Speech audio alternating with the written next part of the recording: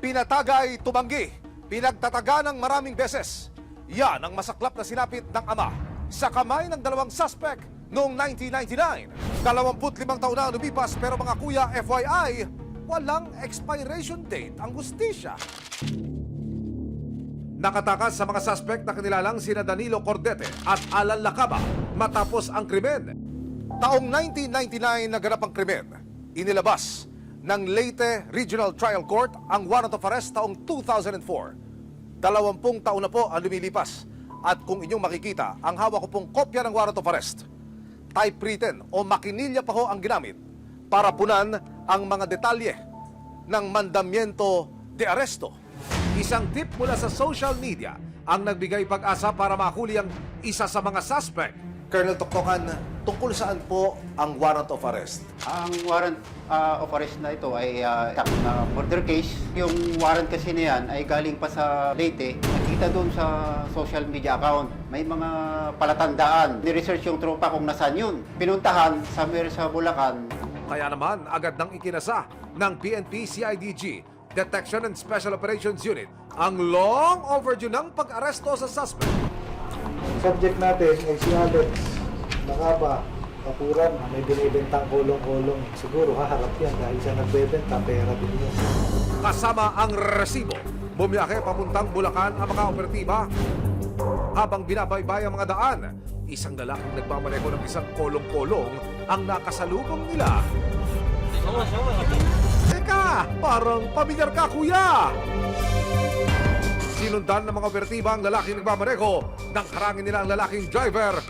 Kumpirmado ang lalaking ito, walang iba kundi ang mahigit 2 dekada nang hinahanap ng mga alagad ng batas na si Alan Lacaba. Kami mga taga CIDG ha, CIDG, Camp Ramid, SOU. Kasama namin ang mga taga itong Leyte. Okay po. Oo. Ikaw si Alan Lacaba. Alex po. Alex po yung... Teka, Alan? Alex? Sino ka ba talaga, kuya? Ikaw si Alan Lacaba, alias Alex. Hindi, Tama Alex po. po talaga yung tunay kong pangalan, yung Okay. kalayo ko yung Alan. Same naman pala. May screen name ka pa, ha, kuya? Dinala sa Camp Crame ang suspect na si Alan Lacaba. Depensa niya, nadamay lang daw siya sa nangyaring pananaga kay Mario. Kasi nung nangyari pa lang nun, nung nagtatagaan pa lang sila, umalis na ako nun. Kasi siyempre, dayo ko dun sa Leyte. Tapos nung nag-radyo, dalawa daw. Sabi ko, patay. Sa panayam ng resibo sa suspect, sinabi niyang hindi niya alam na wanted pala siya all these years. Hindi po eh. Pero inaamin niyo po kayo para Hindi po kasi hindi naman po totoong kasali ako dun. 25 taon na raw ang lumipas kaya't buong akala niya na ipasura na ang kasong kinasangkutan. Hindi pa ako nagtago kasi mula nung pong nangyari yun, hanggang ngayon butante po ako eh. Tsaka nakakakuha ko ng NBI at police clearance. Ano nga ba ang dahilan sa nangyaring pagpaslang sa magsasakang si Mario? Sa isinagawang pagsisiyasat ng resibo, nakanap namin ang dalawa sa mga anak ng biktima na si Mario Enalisan.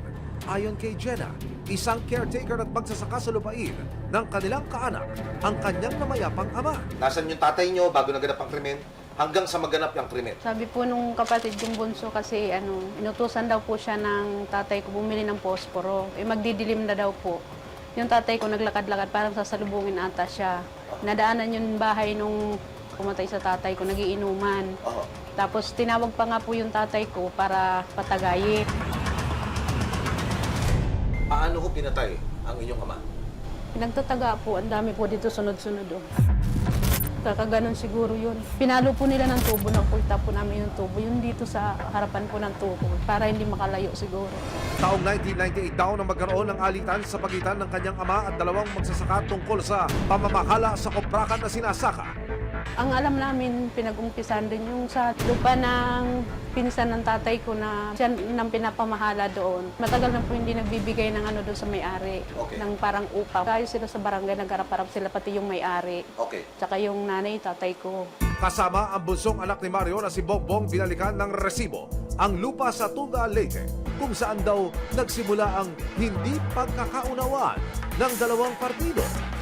Ito nga, tunghag na.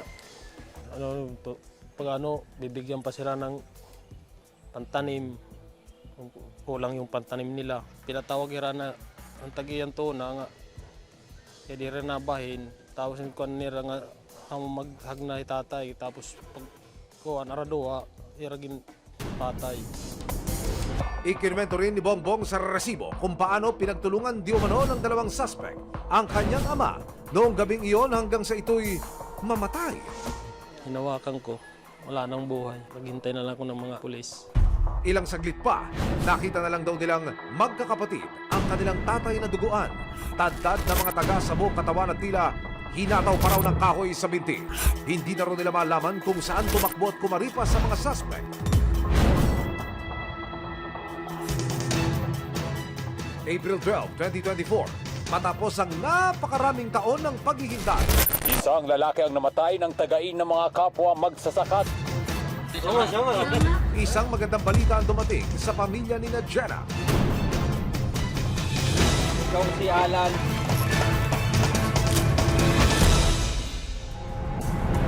Itong April 17, nagtungo si Jenna sa Cap Grave para harapin ang suspect sa pagpastang sa kanyang ama. Gawin ko sa iyo yan. Gawin namin sa iyo yan. Ha? Matutuwa rin ba yung mga anak mo? Sobra kayo.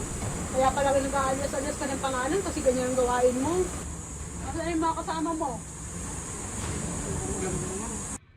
Samantala, base sa impormasyon na nakuha ng mga kapulisan, pumanaw na raw ang isa pang suspect na si Danilo Cordete, 10 taon na ang nakalilipas.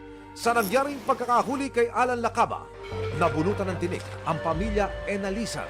Tila isang hakbang ito para tuluyan na nilang makamit ang hustisya para sa kanilang ama.